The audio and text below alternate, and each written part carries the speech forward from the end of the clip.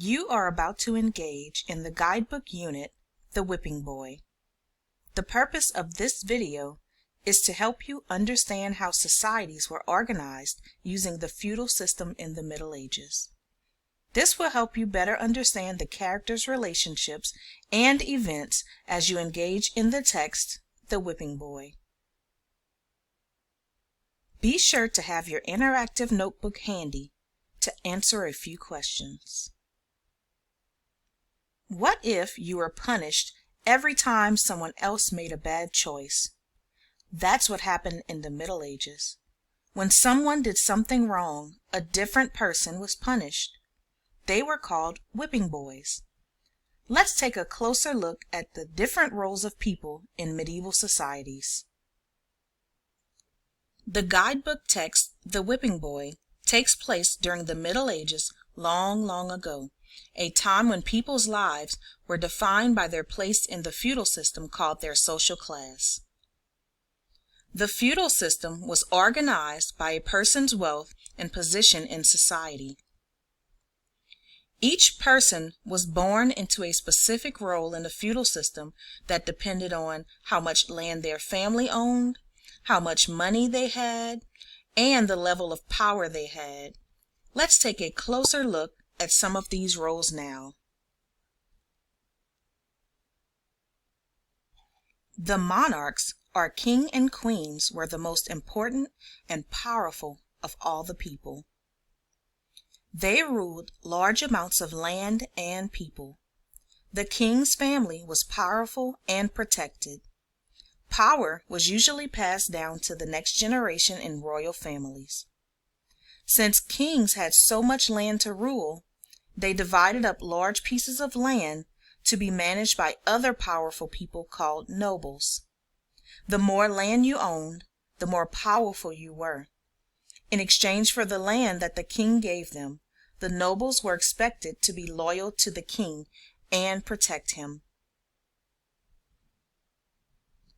Nobles were the lords, barons, and other wealthy landowners in the kingdom.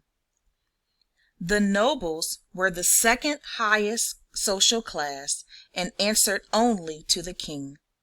They had a lot of power and responsibility in the society. They protected the king's land, organized the army, and paid taxes to help support the kingdom. Knights were next in the line of power. They served the nobles as the king's army and were the protectors of the society who could be called into battle at any moment.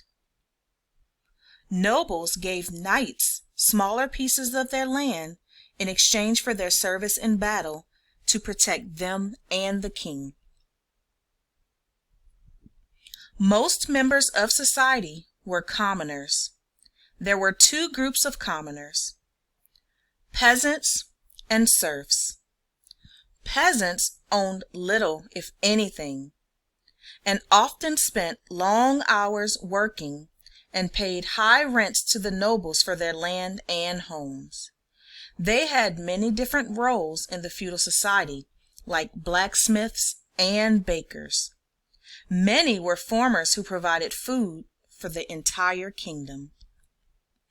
Serfs led similar lives to the peasants, but were more like slaves because they were not paid for their work. They were the lowest social class in the feudal system. Serfs and their families were tied to the land, which meant they could not leave without permission, and they stayed there even if the land was sold or given to another noble or knight. Serfs were mostly uneducated and unskilled. Commoners were the lowest of the social classes. Their nobles kept them safe from enemies, provided them homes, and allowed them to keep small amounts of food for their services, but they did not usually own land or businesses. Now you are ready to think about how the feudal system worked in the Middle Ages. Complete the interactive notebook by filling in each social class from the choices in the word box. Then list one or two important ideas about this group in your interactive notebook. Pause this video to complete the chart, then hit play when you are ready to continue. You should have placed the king at the top of the pyramid. The king had the most power and wealth in the feudal system. Kings provided land to the nobles in exchange for their protection and loyalty. Next, you should have the nobles. They were wealthy landowners and were very powerful. They ruled large areas of land and provided an army to the king. They also provided small pieces of land to the knights in exchange for their services in battle. The knights were next in the feudal system. They fought for their nobles in return for the land they provided. The peasants were next. They worked long hours and had little of anything. Serfs were the lowest social class and never paid. They were like slaves and were tied to the land and the noble who owned it. Each member of society in the middle classes provided something to the other classes, but also received something they needed in return. This might be land, power, food, protection, or even money. Each group of people needed each other. Most people were born into a social class without an opportunity to move up. Nobles continued to be nobles until their death, and then their children usually took their place. Peasants were peasants their entire lives, and their children continued in the same social class. Knights were an exception to this. Some were awarded for knighthood for service to the nobles, while some were selected as young boys from a lower social class like a peasant and trained for knighthood. Members of society respected the feudal system and were expected to show loyalty or obedience and support to those in a higher social class. People married, lived with, and socialized with others of their own level in the feudal system.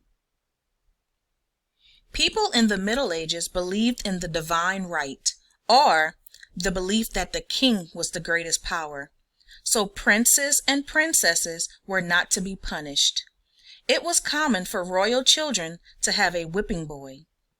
This was a young boy who grew up with the prince, often as his friend, and was often provided the same fancy clothing and education, but whose job was to receive the punishment in the prince's place.